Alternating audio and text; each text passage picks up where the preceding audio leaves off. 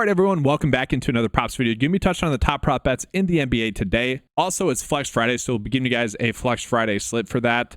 For PrizePicks specifically, we'll be doing that. We'll be giving you guys a full slate breakdown in the NBA today. So if you guys are some of that bets on traditional sportsbooks, you guys will also get some good practicality out of this and some good bets that you can go ahead and use. And then if there is an underdog slip, I'll be giving that to you guys as well. But first, I want to start off with a quick recap from yesterday because I feel like it is a good teaching moment from yesterday. So yesterday was a great day.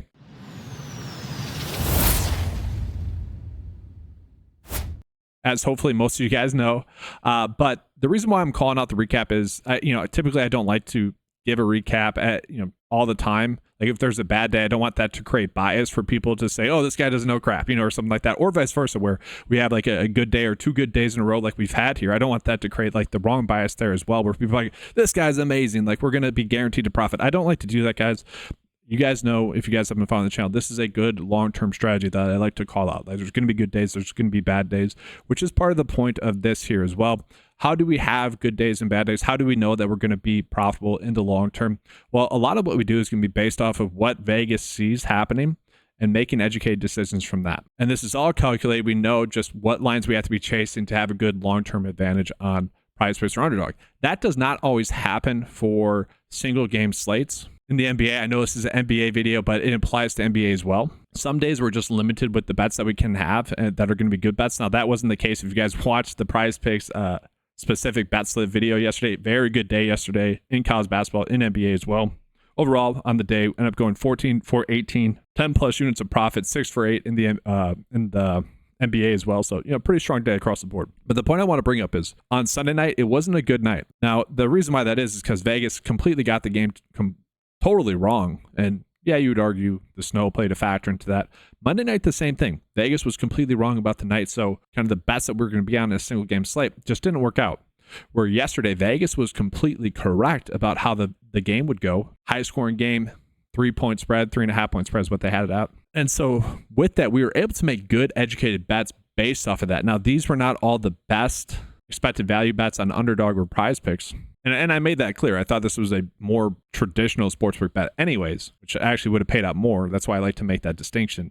On Underdog and PrizePicks, these bets just don't pay out as well as what they would on a traditional sportsbook. But that's my strategy. That's my typical strategy, is trusting Vegas and calling out maybe when I think Vegas is a little bit wrong. But we know the good long-term profitable strategy. And by doing that, we were able to have a good night as a whole yesterday. So with that, guys, let's go ahead and get on into the bets that we have today. Hopefully that made sense for you guys there. And so in this video, I do want to do a game by game breakdown of kind of my favorite bets. And there's really only one bet that I like in each game, which will be nice. This video won't take too long there. And then we'll get into that Flex Friday slip.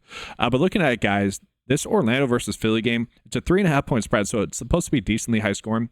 The one issue that we have on the slate right now for this game is that we don't know whether or not Andre Drummond is going to play.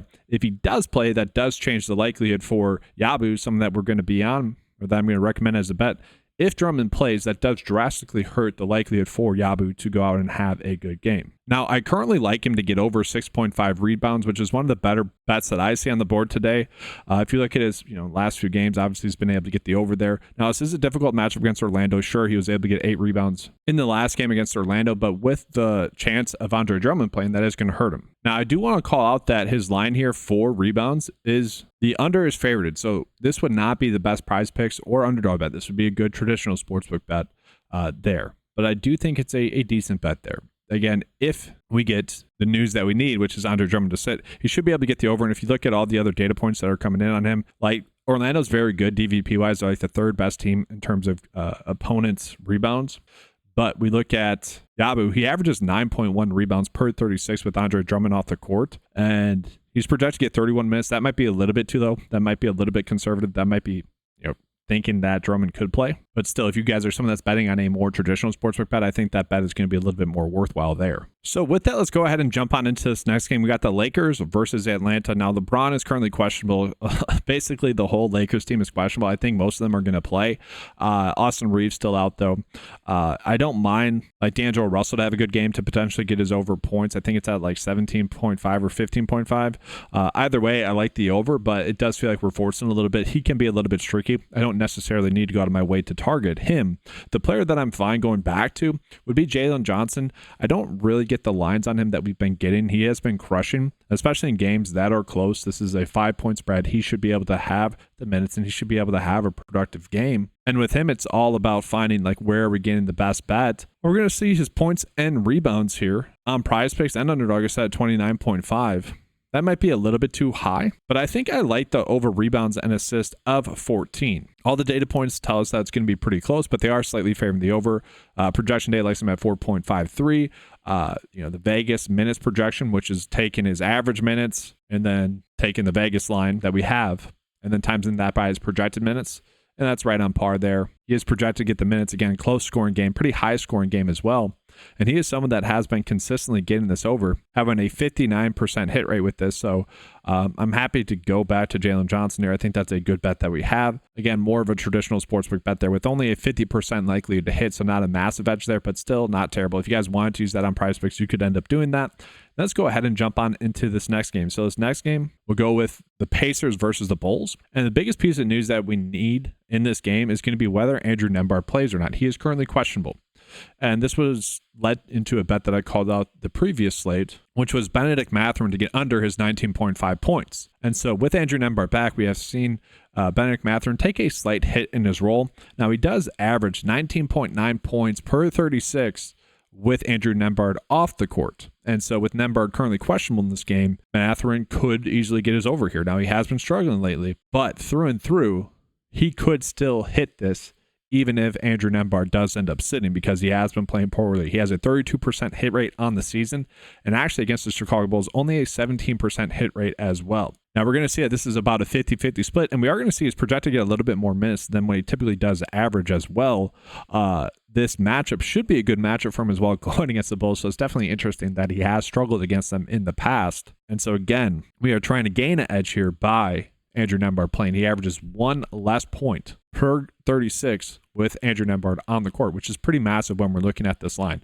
So right now, I do like it. If we get news that Nembhard is out, maybe that's a bet that we stay away from after that. So we got another kind of interesting situation here as well with Harrison Barnes. So Wemby is currently questionable. He sat out yesterday on the front end of back-to-back, so I'm kind of assuming that Wemby is going to be active in this game.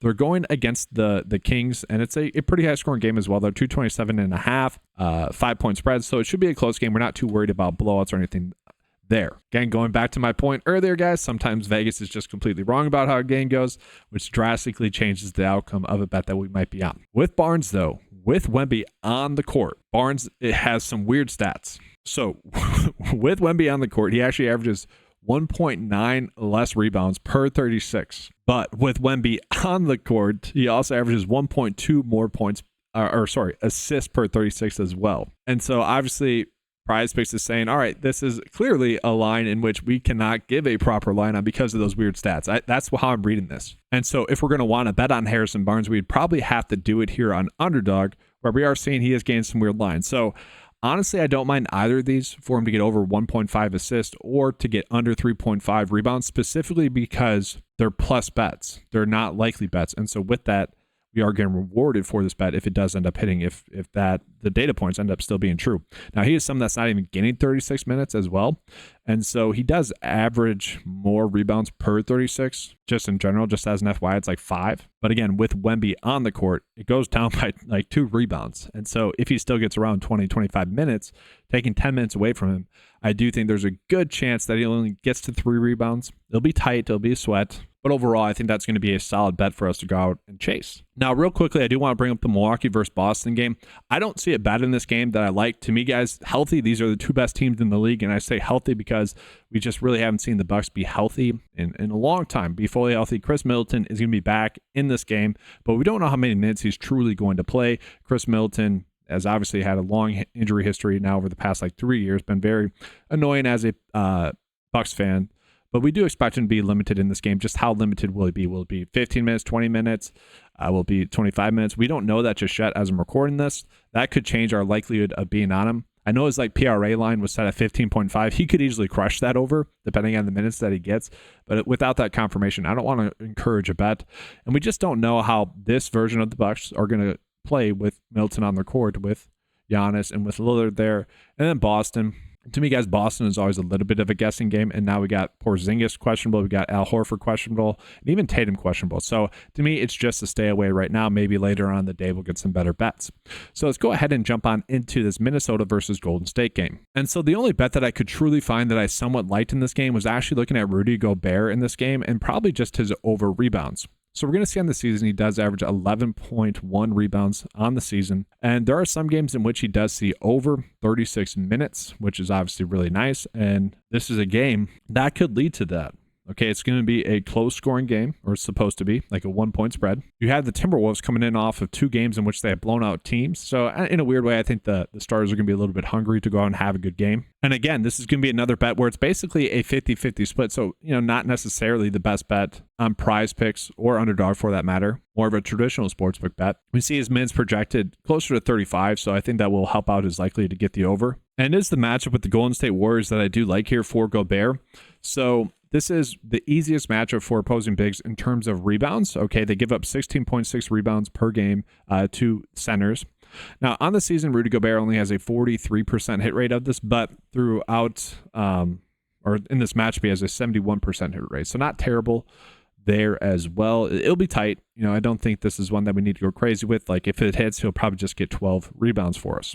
And so going ahead and getting into this last game, to me, this is the most fun game. And to me, this is where we are getting our biggest edges compared to what Vegas sees this game, or how Vegas sees this game going. So guys, Utah is going to be without Jordan Clarkson still. And then Portland could be without Scoot Henderson, but we know they're going to be without Robert Williams and Donovan Clingan. So that makes me potentially want to be on DeAndre Ayton.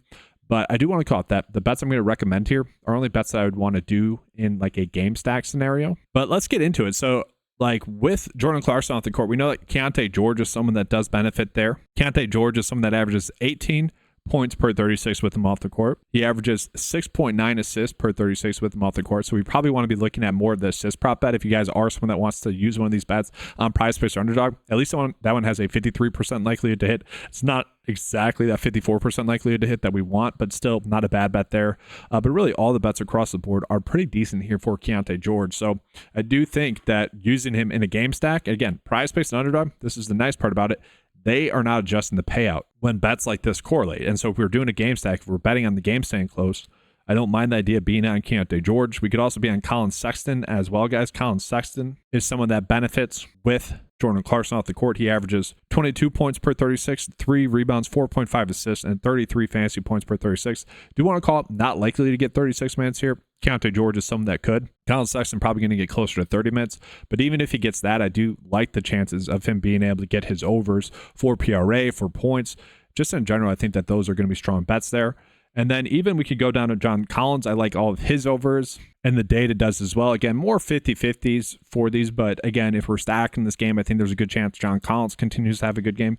And then Lauri Markkanen has been very hit or miss thus far this season. I don't know if we exactly want to trust him, but like data says he should be able to crush this over. Like Markkanen averages 33.5 points per 36, 7 rebounds, 2.8 assists, and 39 fantasy points per 36. So like across the board, he should be able to crush this over. I don't mind the idea of betting his PRA on Underdog. That line is at 29.5, whereas PrizePicks has it at 30.